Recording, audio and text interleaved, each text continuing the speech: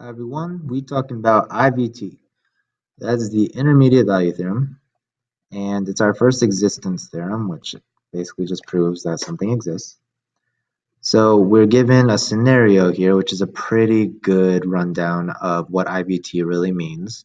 Um, Basically, you were some height at every point. You didn't skip any height between age 11 and age 14 from 58 to 64. You were every height in between 58 and 64.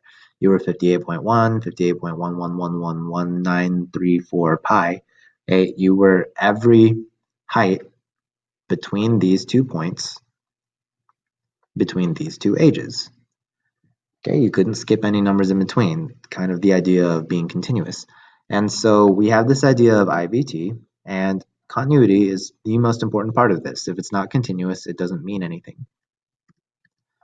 So let's break it down a little more. Okay, graphically, what IVT tells us is that I have two y values. Right, so I have some f of a and some f of b. Right, so these are like the heights that you were at whatever ages. Okay, these are all y values. And I have some k value that's in between them.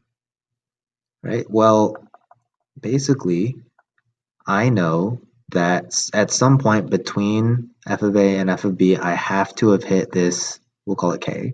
I have to have hit this k value. Now, we'll say that it hits at c. Now, I don't know what the function is doing. Okay, all I know is that I started at f of b, we'll say here, sorry, f of a, and I end at f of b.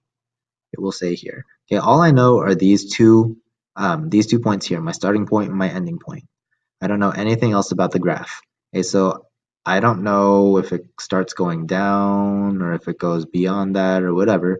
I just know that in order to end here at f of b, I have to cross this line k. Okay, and I'm going to happen to cross it at what we'll call c.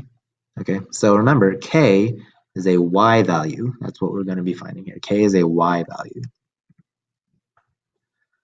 All right, so let's look at our first example. Okay, first, I need to see if IVT even applies. I remember we need to check for continuity.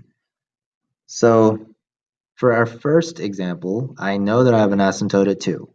Okay, but let's look at our interval. Okay, am I actually thinking about 2 at any point in my interval? No, I am not. Okay, so I can say I only have a continuity issue at x equals 2. But it is not in our interval, so I can say it's continuous on our given interval. All right, so we got part A out. Now for part B, I have to find C for where f of c equals k. So my k value is 1/4. Okay, so the first thing that we're going to do is find our endpoints. So I have to find f of 2.5 and f of 7, because remember we're dealing with y values. I'm given these x values here, but I need to find the corresponding y values. So if I plug in 2.5, I get 2. If I plug in 7, I get 1/5. Right? So I'm decreasing. Okay, and then the question is, does 1/4 fall in between 2 and 1/5? And yes, it does. So yes, IVT will apply here, which we already knew that. All right, so let's actually find where. And in order to do that, all I got to do is set my function equal to my k value. Because remember, it's f of x equals 1 over x minus 2, or in other words, y equals, k is a y value, right? So I just have to set them equal to each other. I know that x minus 2 is equal to 4, so x equals 6. So this is that c value that I'm looking for here. If I find a number c, this is my c value. X equals 6. So this is my answer here. Now I need to draw a sketch. So I know that I have a y value of 1/5, and I go all the way up to 2. And my k value is pretty close down here. It's 0.25. All right, this is my k. All right, so at 2.5, I know that I'm all the way at 2. And then at 7, so pretty far, I'm at 0.2. And at 6, I know that I cross this K line here. So I know I'm kind of going down, something like that. Something like that. So at 6, I'm hitting 0.25.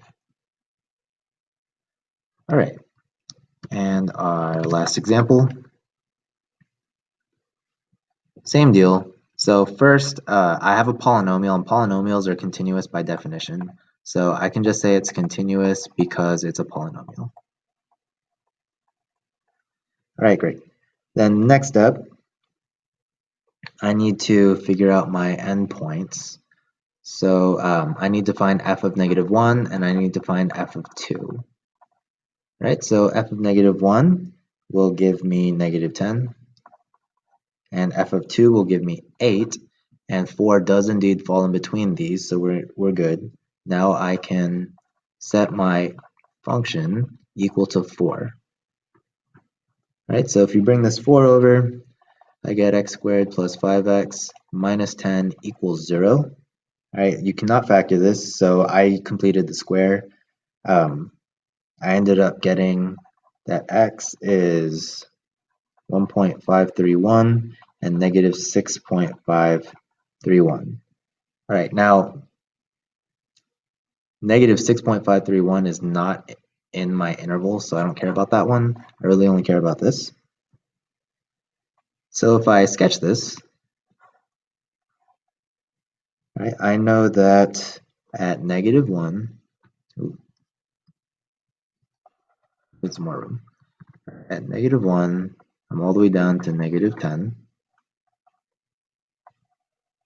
Okay, and then at 2, I'm all the way up at 8. So that's a pretty big disparity there. Right, and I know that I'm interested in where k equals 4, and I see that it hits 4 somewhere around here. So my graph will probably look nothing at all like that, but that's what you get. All right, so this is my K line, and again, IVT just tells us that I cannot connect these two dots without crossing this line. All right, so that's what's going on graphically, and that's it for today. I will see you all later.